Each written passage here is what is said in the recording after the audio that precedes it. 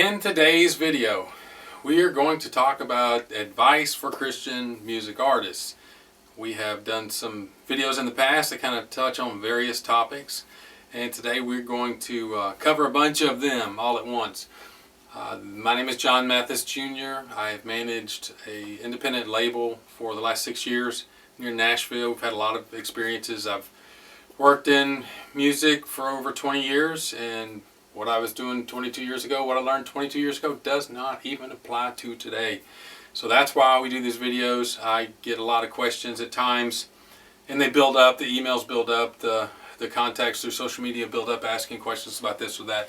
And so sometimes I think, you know what, I'm just going to stop and do a video, and we'll talk about some of these things. So that's what we're doing today. We're going to talk about those things. And I have a unique seat in what I do with a record label.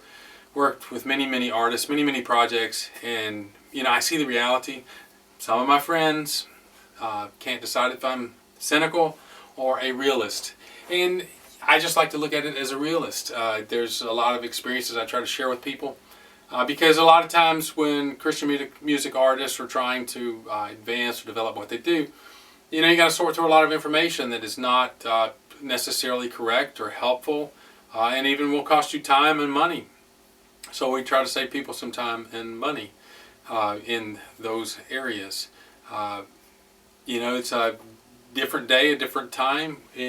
Sometimes in my seat, I see that 25 favorite Sunday school songs outstreams somebody who put their heart and soul writing original content and going in the studio with musicians and creating something they wanted the world to hear and to share, and still get outstreamed or outperformed at the end of the day by a niche product that has nothing to do with an artist. And that's the reality and the nature of this business. That's the things I see, the numbers I look at sometimes, what works, what doesn't work, and we'll talk about a few things that may help you. So stay with me. We're going to include some links in the bio, in the description, not the bio. But the first thing is there's a lot of information out there for artists. There's blogs, there's videos. They cover what's trending, what theory's working here, what thing worked for this artist, And so my advice on that is to, consume content, consume information, but always be aware of a couple things. Be aware of the source. Is this something that actually worked for somebody? Is the person sharing this information, do they have the experience in a position to give you real experience, real reality of what you're watching? Does it even apply to what you do? Sometimes somebody will talk about something that I'll look at and I go, that actually really applies to electronic dance music artists who are 19 years old and who have an audience demographic that are 16 and 17. So it may not work for a Christian music artist. Not because it's electronic dance music, just because demographics are different and bases are different and genres, markets, they all work differently. And you have to be aware and conscious before you just take off running with something and deciding, this is it, this is the new thing, let's do this. So just weigh everything out, weigh this information out today. Find some other things that you can add to what we're saying today and see if that helps you, gives you some ideas about how to tweak what you do, how to improve what you do. This should be an obvious one, but it's surprising how often it is not. Keep your social media updated.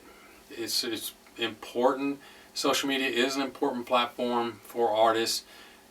Make sure your banners look good. Make sure if it has a header, the avatar looks good, the content that you're posting is engaging, and that it is positive and encouraging as a Christian artist, that it is not about music more than 30% of the time. Yes, people engage as much as your mom or your friend may love your music. The general social media audience and their attention span is different, and so you're challenged to find other content that is engaging. It may range from posting inspiring quotes to doing a short 45-second video where it's just kind of fun, where you're in a restaurant or where you're out somewhere, or just the thought of the day. You have to be creative about that, but you do have to post. You do have to stay engaged and keep different content coming and going. There's some tools to help with that if you need those. There's a website called bannersnack.com. It's pretty cool. You can create your banners for Facebook or Instagram. It has all the specs in there and templates. You can create good avatars. You can add logos on it. You can do whatever. That'll be in the description link for Bannersnack. That's just one of the many tools available. The tools are there. You just need to devote the time to doing it. The second thing, and I see this a lot as well, sometimes we're slow to move on things, but if you have not really started getting yourself more involved with streaming, you need to do that. You need to claim your Spotify artist profile if it's tied up with a bunch of other music. Sometimes artists have the same names, and then 3 artists wind up under the same profile. You got to claim your artist profile, get that sorted out, your Apple Music profile. Those are 2 things you can claim. And there's good reasons for that, because in the future you're going to want to work your streaming platforms, especially those 2, because it's kind of cool that you can claim your profile and you can put up your own avatar, you can put up your own banner on Spotify, you can put your bio there, you can put information. There's even now a picture section, an image section, so you can add pictures where you were in the studio, or you were on the stage, or where you were doing whatever you were doing. And it's kind of, in a way, having a little bit of social media elements to it, so where you can engage those that come to your profile on a monthly basis that listen to your music. So it's a good tool to have. It's a good thing to update, and you actually do make a little money from streaming. So invest time in things that kind of bring a little money back, and build platforms that earn some money. Speaking of money, make the best investments with your money. That one topic with Christian artists is something that I say a lot. This is a marathon. It is not a sprint. You're not going to spend a bunch of money today to make yourself an overnight sensation, or to break an artist, or to make it to the top and open the doors. It just doesn't work that way. I say this over and over again. Some people believe me, some people don't. If you're in Christian music, or you're a Christian artist, or a Christian ministry, whatever you're doing, it takes time. And it takes thinking about things in terms of 3 to 5 years. And all the things we're talking about are things to be done over 3 to 5 years that you stay diligent with.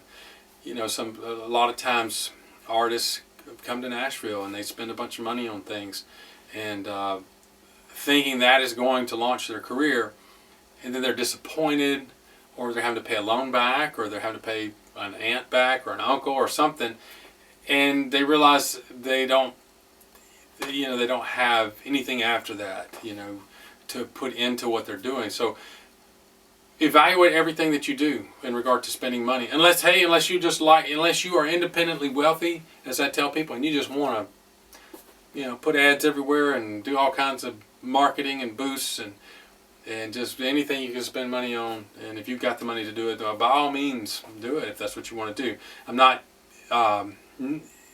saying anything against those things. There is some purpose and value to some things, but I would encourage you to think of things in terms of how can you get your money back. I mean, that's what we're challenged to do. I'm not an artist. We're not booking dates.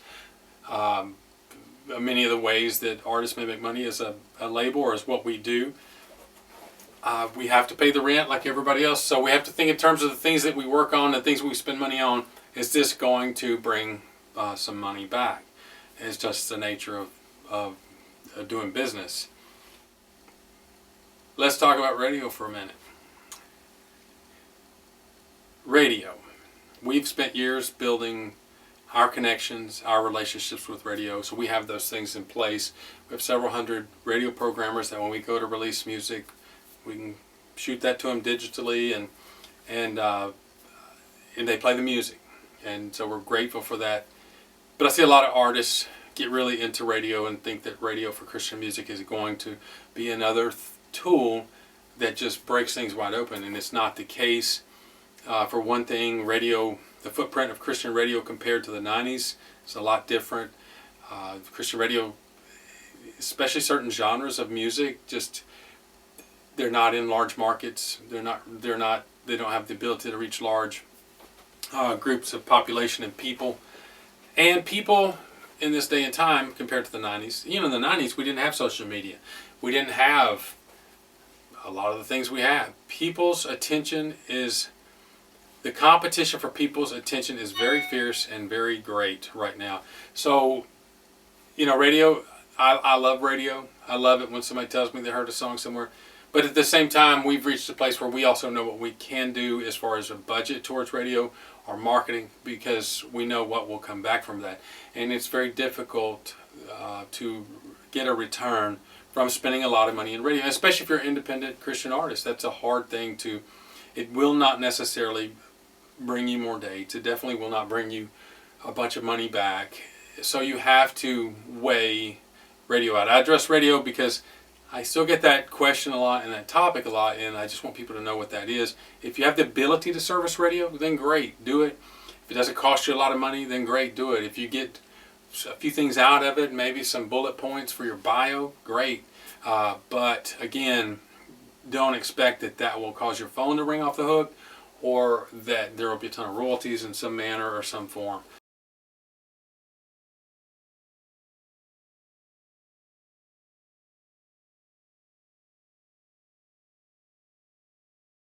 New music. Let's talk about recording new music. I am from Nashville the last 20 or 30 years. Nashville is known as Music City.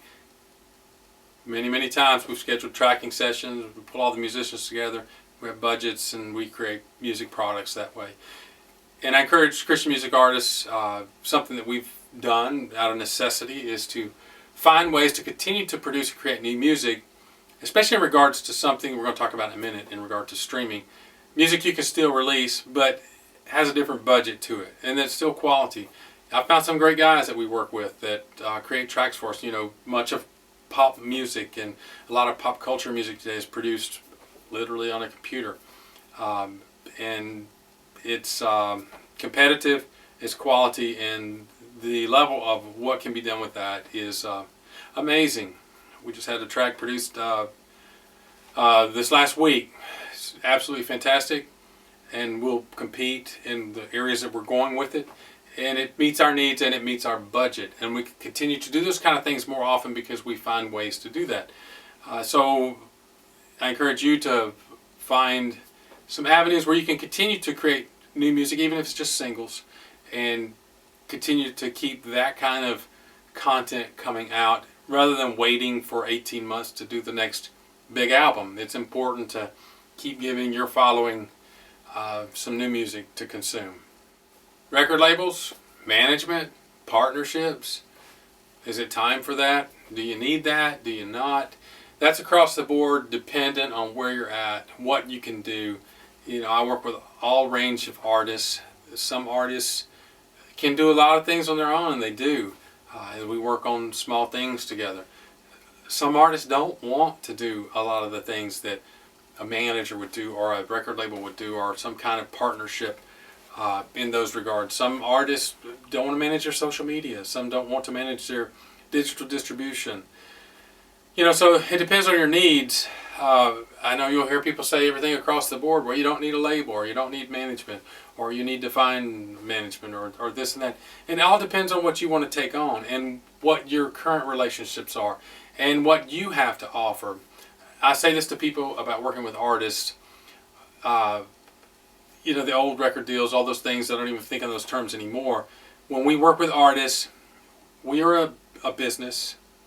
I look at them as a business, and so it's just like going to table with someone and say, how can we go into business together? And if it benefits both business partners, then we find a way that we both go into business together in regard to making, if it's one product, one project, or if it's a track record of doing something over a couple years. And so we figure out how we can pay for this ceiling over my head and this square footage in here, and how they can also elevate what they're doing and see a rise in their revenue or income. So that's my advice about if you're considering those types of avenues or building to that kind of relationship, and make sure it works for you, and it also needs to work for the others involved, or they won't be an interest. There has to be mutually beneficial. You don't go into business with someone where everybody's not benefiting from the business. Here's my distribution update. We've done a couple videos on distribution in the past, and I get asked this question still. There's a lot of great outlets out there for independent distribution, and we've mentioned them in the past: CD Baby, TuneCore, DistroKid, and I mean just tons. Just type in Google and the words independent music distribution, and you will see a lot of them come up. And so my comment is going to be brief about that. We still work with artists. We still do distribution if needed. Sometimes artists don't want to mess with that. They don't want to mess with the pulling together the assets, the content, the metadata, all that those kind of things. Doing the art. They don't want to mess with just the whole management of that. But my one point about that would be the consideration of, sometimes when we distribute things, we have an interest in it because we're getting a percentage. And sometimes if you just do it yourself, I've done a lot of independent things personally.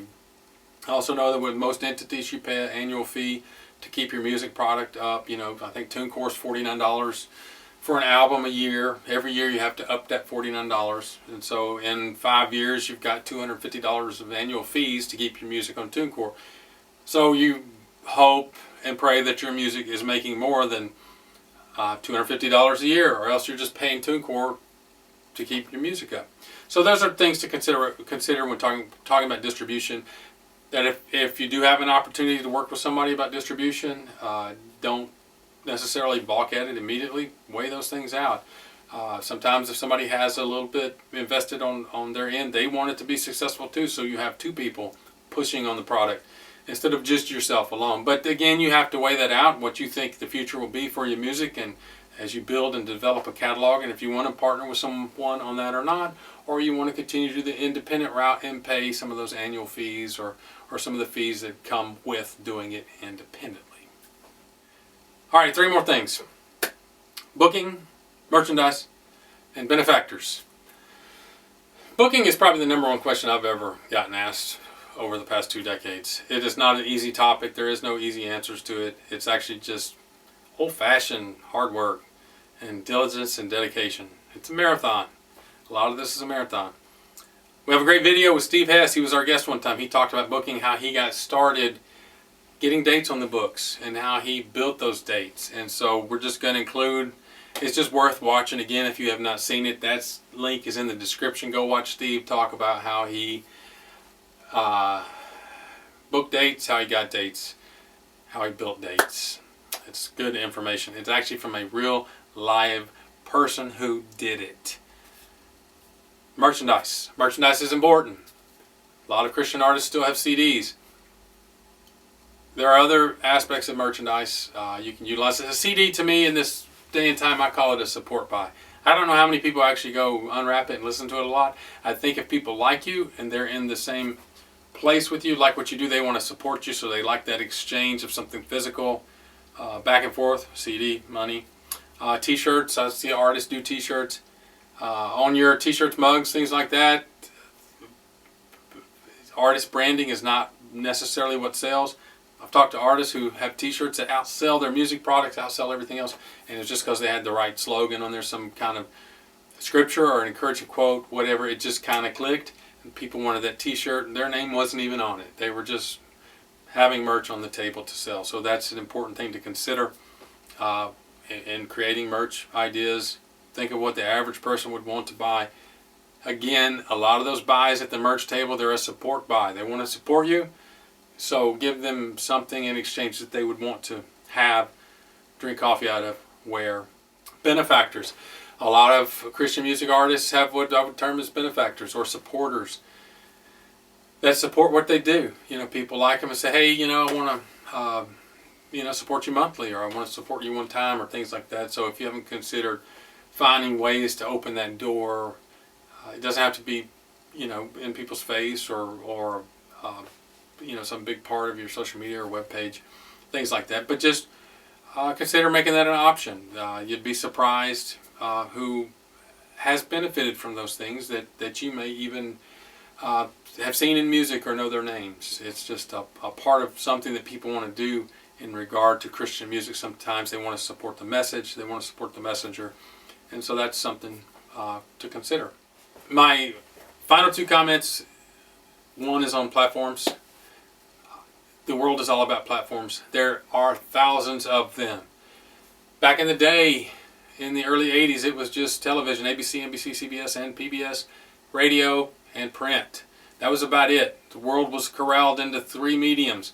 You could reach a lot of people in one of those mediums. Now, those three platforms. Now, the platforms are absolutely almost without measure. So, pick the platforms that you want to build. They're important. Social media, your streaming, some other platforms.